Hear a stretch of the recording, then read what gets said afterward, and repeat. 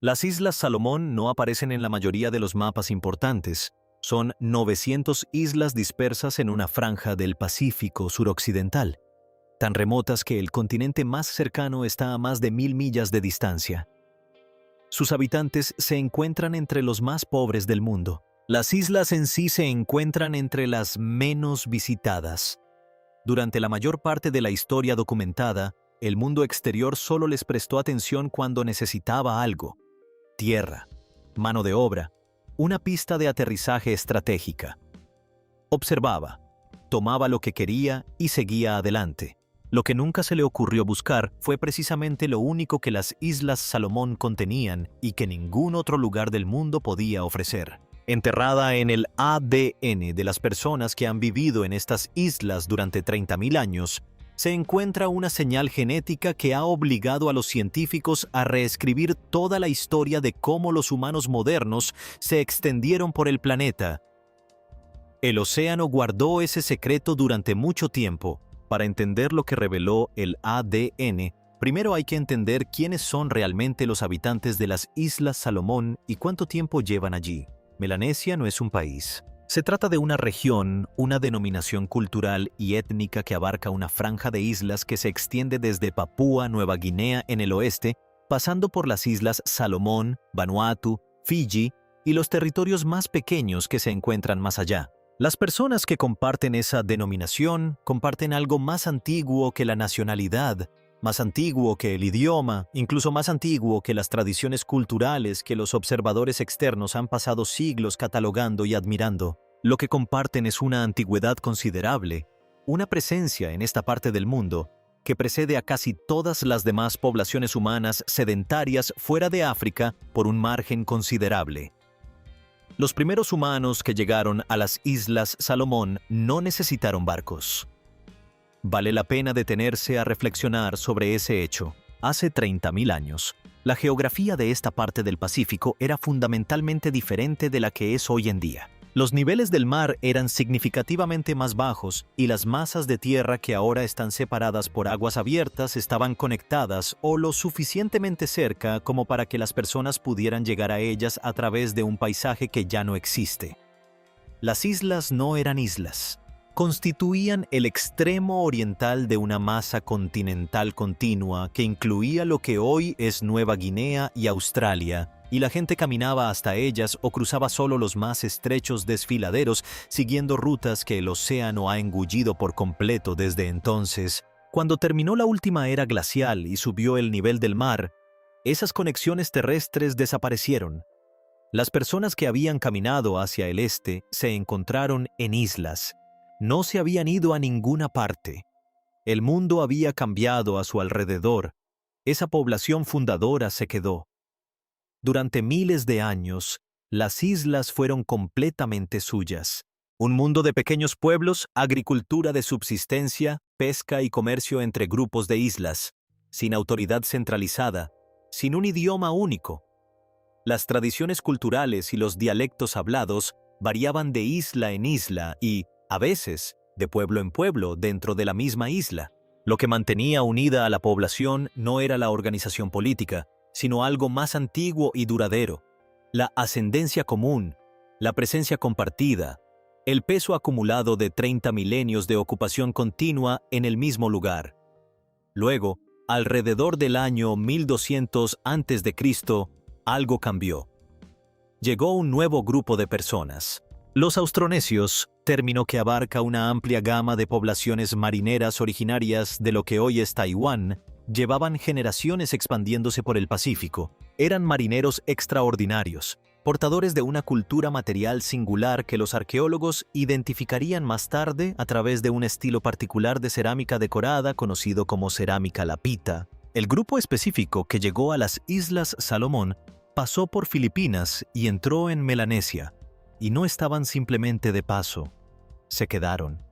Y al quedarse, se encontraron con la gente que había estado allí 28.000 años antes que ellos. Lo que sucedió después no fue un reemplazo, fue una mezcla. Los recién llegados Lapita y la población melanesia establecida desde hacía mucho tiempo se cruzaron a lo largo de generaciones, produciendo la población ancestral de la que descienden los habitantes modernos de las Islas Salomón. Esa mezcla está presente en cada genoma de las islas hoy en día. Es la base biológica de la población actual, una superposición de ancestros que comienza con la edad de hielo y se acumula a través de milenios de contacto, asentamiento y matrimonios mixtos. Esto no es inusual en la historia de la humanidad. Casi todas las poblaciones de la Tierra portan la evidencia genética de múltiples corrientes ancestrales que convergieron con el tiempo. Lo que hace diferentes a las Islas Salomón es lo que contienen esas corrientes. Porque oculto en esa ascendencia melanesia fundacional, el componente que se remonta a 30.000 años atrás, a las personas que caminaron hacia el este antes de que subiera el nivel del mar, es algo que los científicos no esperaban encontrar, algo que no aparece ni remotamente en el mismo nivel en ninguna otra población de la Tierra. Y cuando el ADN antiguo finalmente proporcionó a los investigadores las herramientas para verlo con claridad, las implicaciones se extendieron mucho más allá de estas islas. La anomalía había estado presente en los datos durante años antes de que alguien comprendiera completamente lo que estaba viendo. Cuando los genetistas comenzaron a cartografiar la diversidad de la población humana en el Pacífico, las Islas Salomón seguían arrojando cifras que no se ajustaban al modelo estándar. No se trataba de una ligera desviación, sino de diferencias genuinas y medibles que exigían una explicación. La señal que estaban viendo no provenía de ninguna población humana moderna conocida. Era más antigua, considerablemente más antigua. Y apuntaba a algo que, en el momento en que se identificaron los primeros rastros, la ciencia apenas comenzaba a reconocer como real. Los denisovanos. El nombre proviene de una cueva en Siberia, la cueva Denisova en las montañas Altai, donde en 2010 los investigadores extrajeron ADN de un hueso de dedo tan pequeño que cabía en la palma de la mano de un niño. El hueso pertenecía a una niña pequeña. Ella no era completamente humana, no en el sentido habitual del término. Ella pertenecía a un linaje humano arcaico distinto, un grupo hermano de los neandertales que se había separado del linaje que dio origen a los humanos modernos cientos de miles de años antes. Los denisovanos fueron reales, existieron, y luego, al igual que los neandertales, desaparecieron.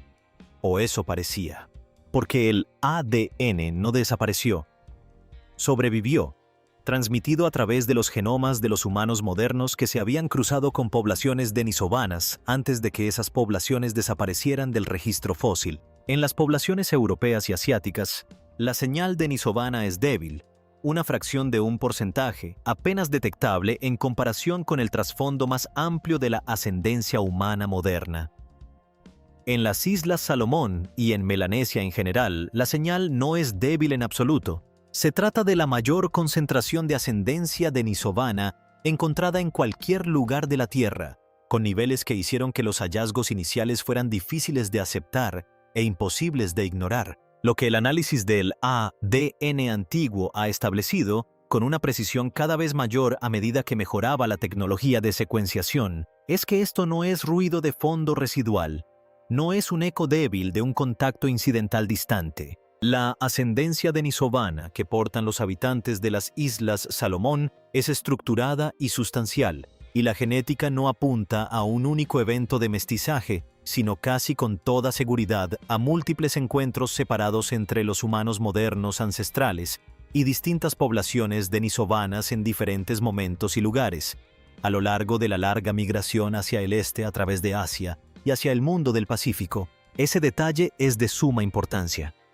Dado que la cueva de Denisova se encuentra en Siberia, los antepasados de los habitantes de las Islas Salomón no llegaron a través de Siberia, llegaron a través del sudeste asiático, desplazándose hacia el este y el sur a lo largo de una ruta migratoria costera que el modelo estándar de la salida de África había esbozado a grandes rasgos, pero que nunca había resuelto por completo. La presencia de una cantidad sustancial de ADN denisovano en las poblaciones melanesias pero no en las de Europa o Asia Oriental, significa que los denisovanos no estaban confinados al frío interior del continente euroasiático.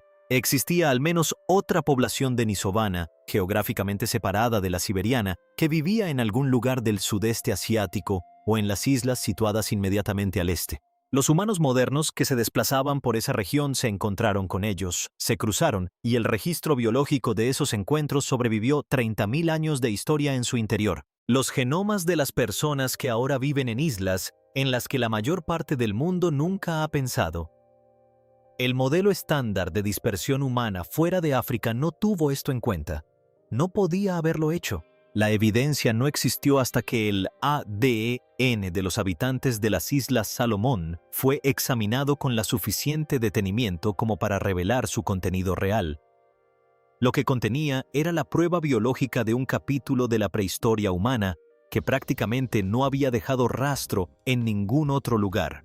Ni fósiles, ni herramientas, ni arte, nada más que una señal genética preservada en el rincón más remoto del Pacífico, a la espera de que la ciencia desarrolle las herramientas para descifrarla. La siguiente pregunta que planteó la genética fue: ¿dónde se produjo exactamente el mestizaje y dónde, en este caso, reside el detalle que desmantela silenciosamente la versión de la prehistoria humana que la mayoría de la gente había aceptado sin examinarla detenidamente? La cueva de Denisova se encuentra aproximadamente a 50 grados de latitud norte, en lo profundo del interior de Siberia, a miles de kilómetros de la costa tropical más cercana.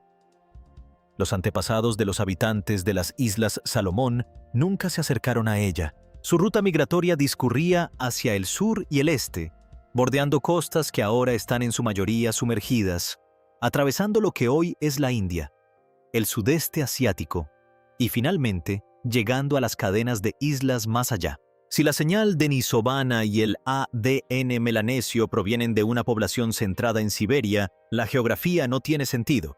Las distancias son incorrectas, las raíces no se conectan. Algo más tenía que ser cierto.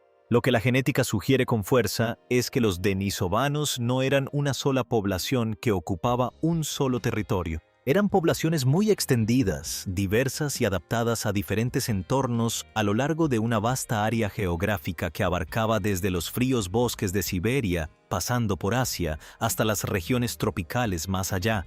La población cuyo ADN sobrevive en las Islas Salomón no era la denisovana siberiana. Se trataba de un grupo aparte, perteneciente al sur, que vivía en algún lugar del sudeste asiático o cerca de Oceanía, y del que prácticamente no han surgido fósiles. Una población que existió, que fue lo suficientemente real como para encontrarse y cruzarse con los humanos modernos en múltiples ocasiones, y que luego desapareció tan completamente del registro físico que la ciencia no tenía idea de que alguna vez había estado allí hasta que el ADN de personas vivas reveló su huella. Esa ausencia es en sí misma un hallazgo. El registro fósil del sudeste asiático y las islas del Pacífico es escaso y difícil de interpretar. El clima dificulta la preservación. La geología es implacable. Los huesos que sobreviven durante decenas de miles de años en una cueva siberiana no sobreviven con la misma facilidad en los trópicos húmedos. Esto significa que la presencia denisovana en el sudeste asiático era invisible desde el punto de vista arqueológico, no porque no existiera, sino porque nunca se dieron las condiciones para encontrarla. El genoma de las Islas Salomón halló lo que ninguna excavación había logrado localizar. Las implicaciones para el modelo de la salida de África son significativas. La explicación estándar describe a los humanos modernos abandonando África, desplazándose a través de Oriente Medio y luego dispersándose por Eurasia en corrientes prácticamente separadas. Una que se dirige al noroeste hacia Europa y otra que se dirige al este a través de Asia. Lo que demuestra el ADN melanesio es que la corriente oriental no se desplazaba por territorio deshabitado. Se desplazaba a través de un paisaje ya ocupado por humanos arcaicos que eran genéticamente distintos de los neandertales encontrados más al oeste, y se cruzaba con ellos, no una sino repetidamente, en diferentes puntos a lo largo de la ruta, con diferentes poblaciones denisovanas que portaban sus propias historias genéticas distintivas. La comparación con la ascendencia neandertal en las poblaciones europeas deja esto muy claro. La mayoría de las personas de ascendencia europea portan entre un 1 y un 2% de ADN neandertal, residuo de los cruces que se produjeron cuando los humanos modernos se desplazaron hacia Europa. Los melanesios portan ascendencia denisovana en niveles significativamente más altos.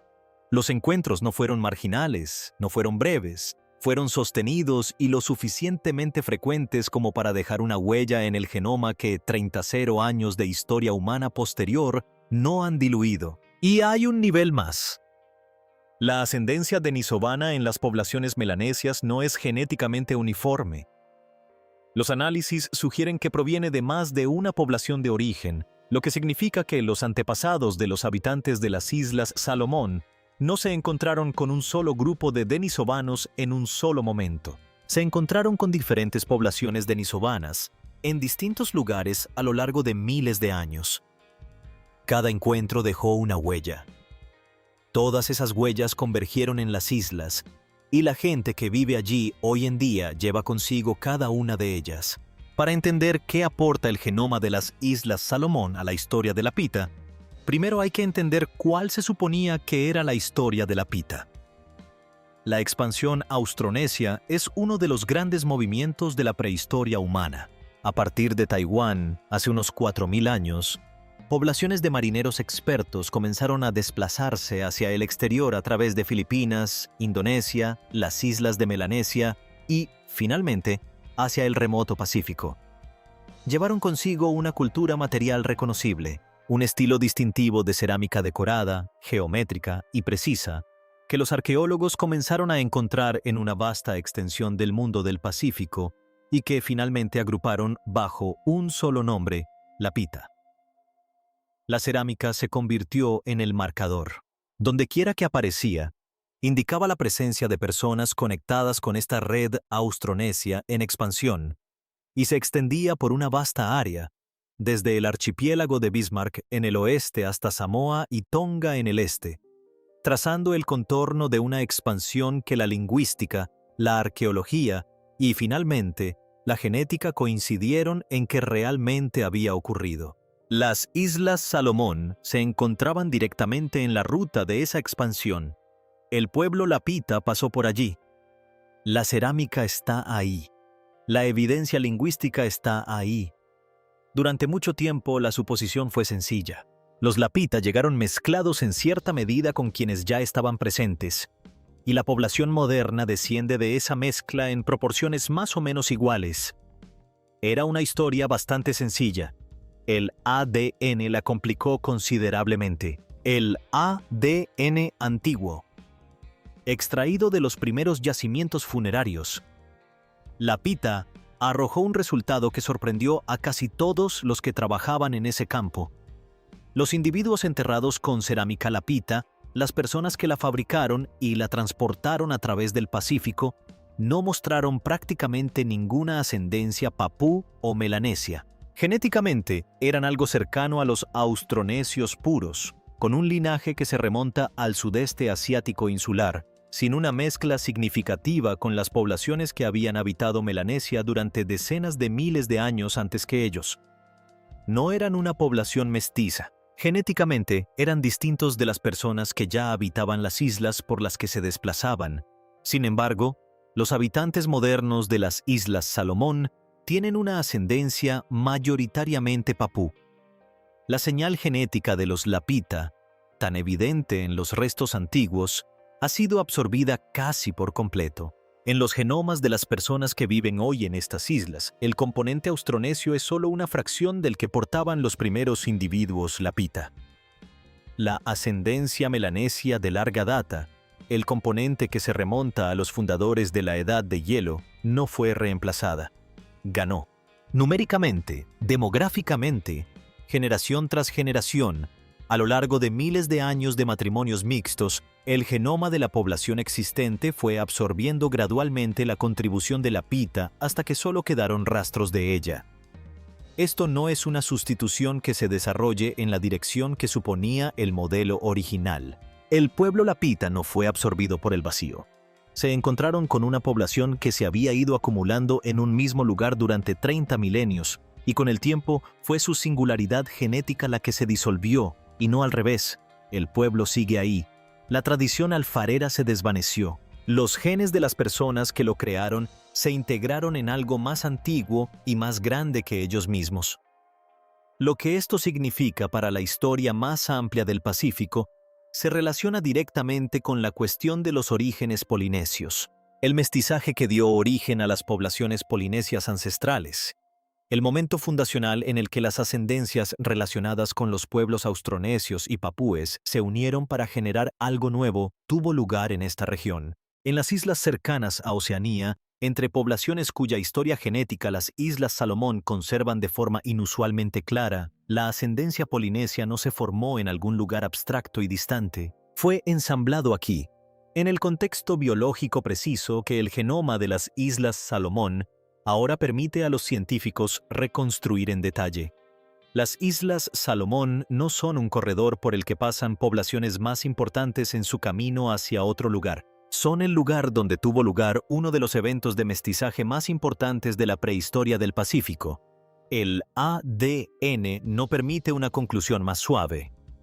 Las personas que portan este genoma no han tenido una historia fácil. Se trata de una subestimación lo suficientemente significativa como para requerir reconocimiento antes de poder seguir adelante. El primer europeo en avistar las Islas Salomón fue un explorador español llamado Álvaro de Mendaña, que llegó en 1568 y bautizó lo que descubrió con el nombre del rey bíblico Salomón, convencido de que se había topado con un archipiélago de extraordinaria riqueza. En cierto modo, sí, aunque no de una forma que él mismo fuera capaz de reconocer.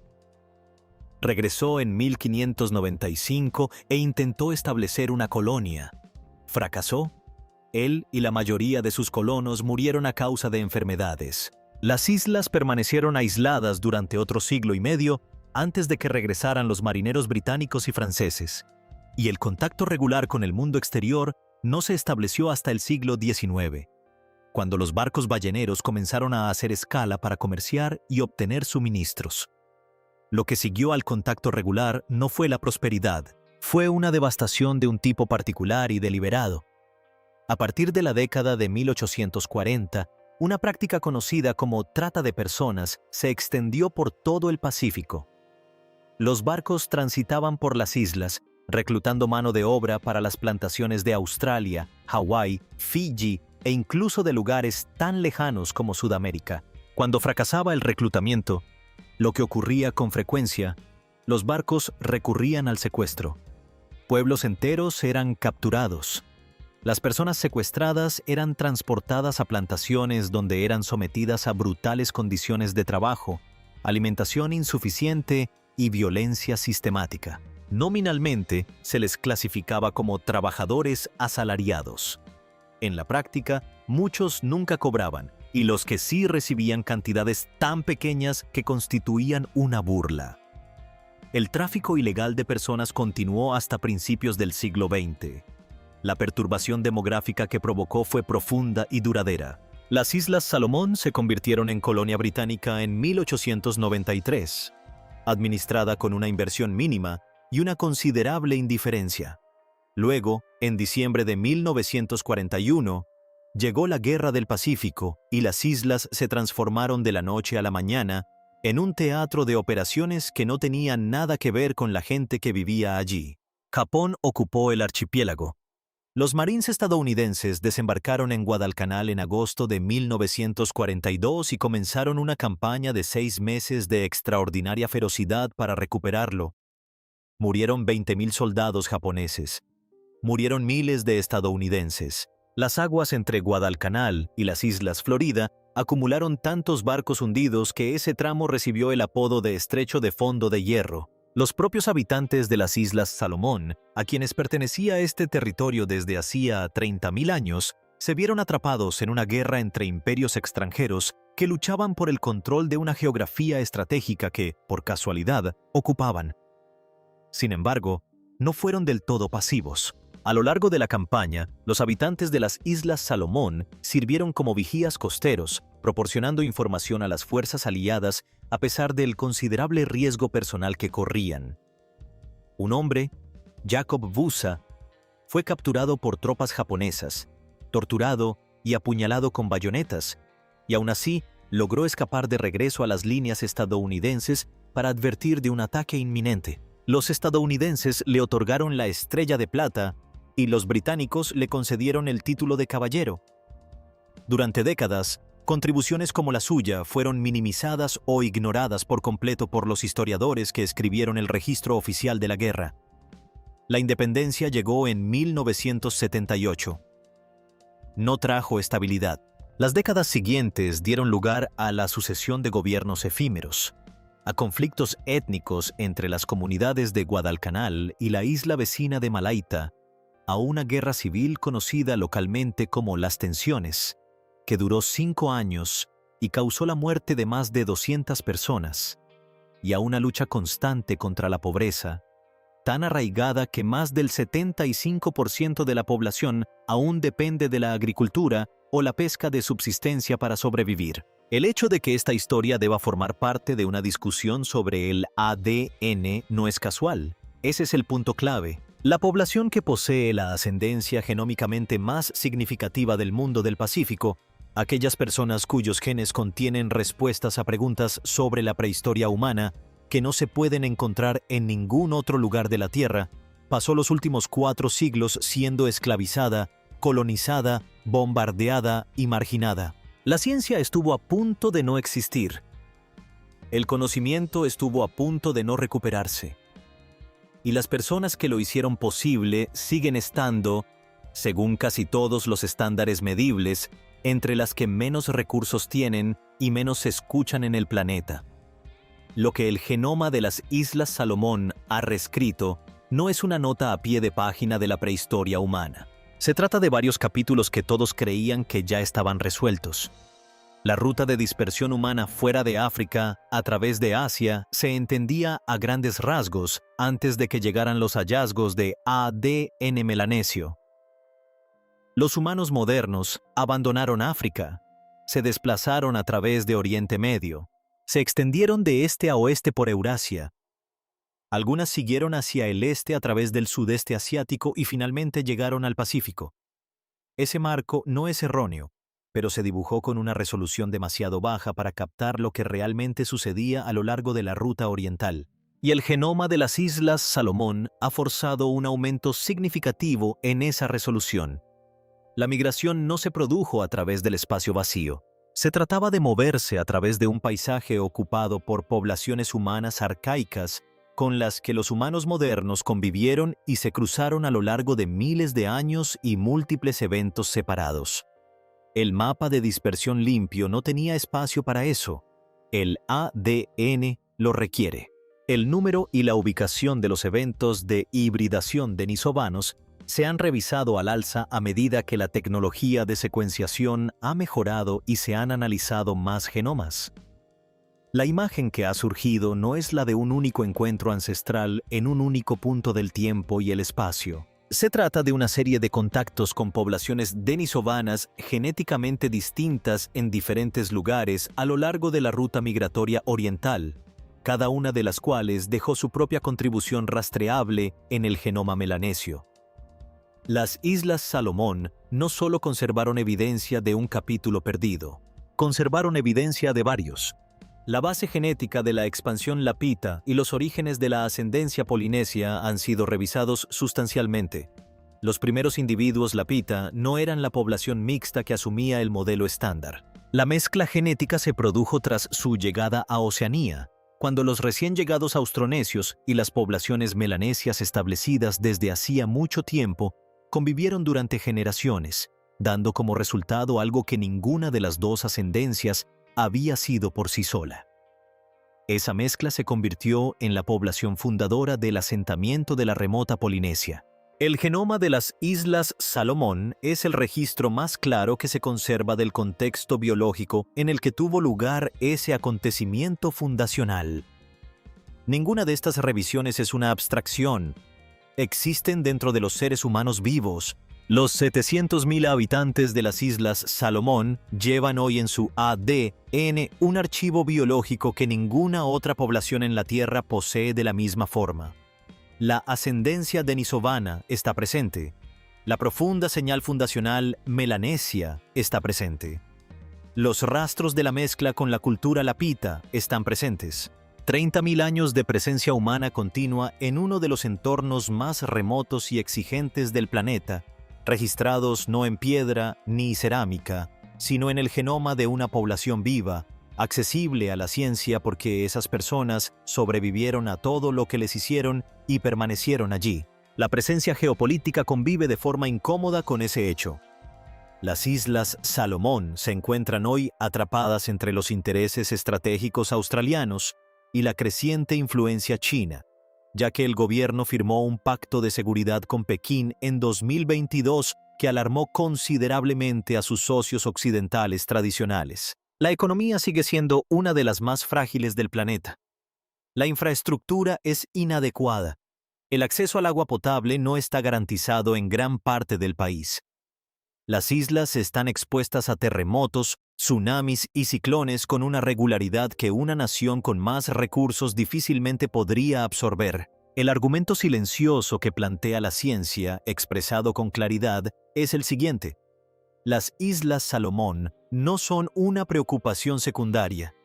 No son una entrada menor en el registro de la geopolítica del Pacífico, ni una nota a pie de página humanitaria que se abordará cuando asuntos más urgentes lo permitan. Son el lugar donde se encuentra el archivo genético humano más importante que se conserva en el mundo del Pacífico. Las personas que viven allí no son los restos de una historia que ocurrió en otro lugar. Ellos son la historia, y el mundo apenas está empezando, muy tarde, y con una considerable deuda ya acumulada para comprender lo que eso significa. Las Islas Salomón siguen ahí, remotas, hermosas, en gran parte desconocidas para el mundo que repetidamente ha encontrado razones para desearlas sin haberlas visto realmente. 900 islas situadas en una extensión de océano tan vasta que las distancias pierden sentido para una mente que intenta comprenderlas. Las personas que viven allí llegaron hace 30.000 años, antes de que el mar subiera y convirtiera en islas la tierra que ellos recorrieron. Se encontraron con humanos arcaicos cuya existencia la ciencia apenas sospechaba. Absorbieron una oleada de colonos austronesios y, al hacerlo, ayudaron a reunir la ascendencia que llegaría a poblar todo el Pacífico Oriental. Sobrevivieron a la colonización, la esclavitud y una guerra mundial librada en sus costas por personas que no tenían ningún interés particular en ellos. Y a pesar de todo, llevaron dentro de sí algo irreemplazable. El océano guardó el secreto. El ADN lo preservó. El pueblo nunca se fue.